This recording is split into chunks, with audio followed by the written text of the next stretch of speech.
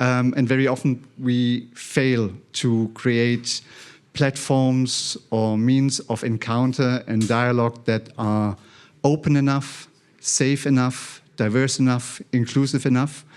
And that said, I think this project, and that's kind of very on the perspective of the Goethe Institute, is important for us to also further develop and extend our vocabulary in the way we do our project, in the way we understand ourselves as a platform that can also create these contact zones. When I was also reading through the program, I was struck by a term that I found, which is the cultural democracy, which I very much like as kind of a container for a lot of things. And I personally think it is important as a term or as a vision for many things, and at least for two aspects that I found interesting. The one is, which is also mentioned already in the program and at other times, that we're living in times with multiple simultaneous crises. So the kind of the complexity rises, but also the fragility of the possibilities of dialogue rise. And that means that there is never an easy or simple answer to these sorts of complexities. And I think the cultural democracy, or the understanding of the role of culture and the arts in such a context, is very important, because it allows for the not simple, the not easy answer. It allows for exactly what dialect normally is. It's not the happily after all always nice. It's conflictuous. It's agonistic. It's something where different perspectives and positions can meet without agreeing, and that is the importance. That is what dialogue is in its essence. That is one aspect which I find interesting, and the other one, I think I lost it here a bit, but I think that's also enough for the introduction anyways. I wish you an interesting continuation of the practices of the contact zones, interesting discussions, ideas, inspirations that I for sure will take away from this conference. And there's also strong coffee, as I was informed about, so that will keep you also alive throughout the whole day. Enjoy. Thanks a lot, Markus. Thanks. Thanks for this word. Just some technical information. As I said, we have to respect the schedule. Though we are online, we have a heavy and a full program, so we have to respect it. We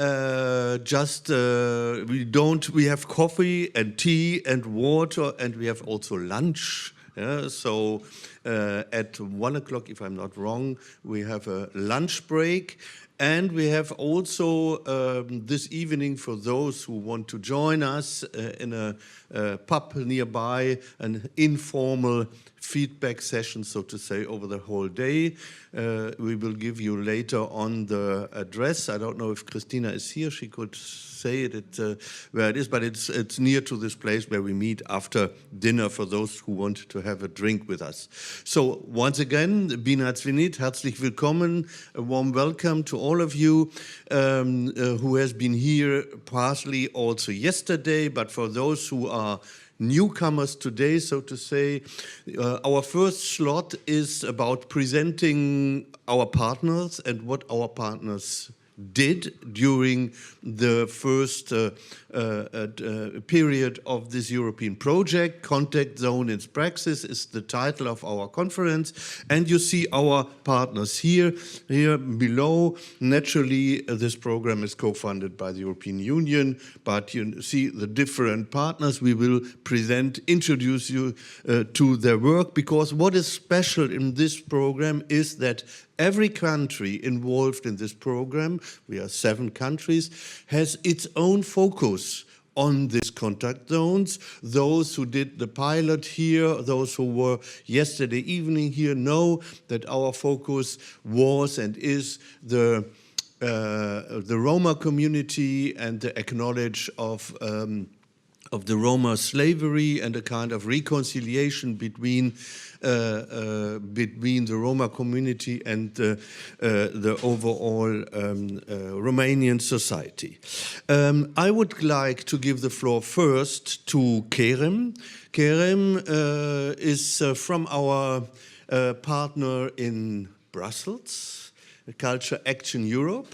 I don't know, Kerem, if you say also some work about some brief words about your organization before you start to introduce in our topic. Thank you very much, Joachim. Welcome, everybody. I also want to extend this welcome on behalf of all of our partnership of training in the contact zone. As you know, we are with the logos, the beautiful logos, but we are from various parts of Europe, and we've been working on these ideas together. Culture Action Europe is first and foremost a cross-sectoral pan-European advocacy network, and we work for the cultural sector, and we find ourselves often in situations where we are learning from our partners on how to do that and learn from the different contexts. A lot of introduction, so I don't want to keep you waiting. I just kind of wanted to give you an idea of what is in store for you today, to tell you that in the morning we will give you an introduction and have a keynote as well, and also get a glimpse of the learnings that we've had from the pilot trainings. But I just wanted to say how excited we are to have you all here and also online on Zoom, as it's really the 1-year mark of this project, and we've started this conversation with some questions, some important questions of like, what are contact zones? What does it mean for cultural workers to create these contact zones? How can they create it concretely? Which tools do we need to provide them, or what tools already exist? But also kind of this question, what does it mean, the contact zone, for the society and the cultural spaces where we find meaning about ourselves and also others around us. So it's very exciting to share this trajectory with you, but more importantly to include you in this conversation and in this wonderful conversation where, you know, we get to also learn from your perspectives and grow. And in that regard, we have created some prompting questions, which you can find in the corridor, in the coffee area, in this board, where you can also like kind of stick with the pins. And also our colleague Adi will be sharing them in the Zoom chat. So these questions are kind of any free association that you have, any reflections that you would like to share with us. We will come back to them at the end of the day in our wrap-up session, and we're going to use your input to reflect on what's been said throughout the day, but also we're going to use these inputs in carrying the work beyond, in the rest of the work that we're going to do with this project. We've also prepared an online digital map where you can, we will share the link with you. You can go on and basically share an experience of a contact zone as this day progresses. Maybe something that you've experienced that reminds you of the contact zone idea that is shaping in your mind throughout the day.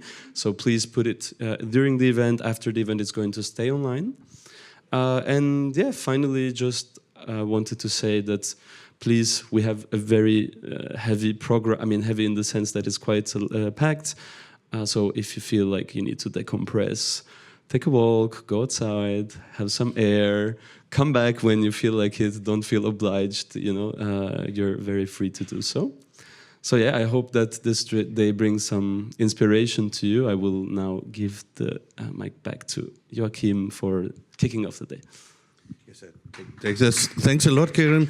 And we start our heavy program, so to say, now with 5 minutes being late, but this is quite okay. And it's true, the morning is more input. We will have some input sessions for you, so less, but less discussion and participation. But the afternoon will be dedicated entirely to common activities, to participatory workshops, and to discussions. So our our first session is called Contextualizing Contact Zones, Why Now and Why They Matter. You find the printed program at the entrance if you don't have it and you want to see how our day is going on. And during this session, which will last 1 hour, we will give the floor to all of our partners to present briefly their focus in the framework of our project. So needing to respect the time schedule, I ask everybody to be concise and short. So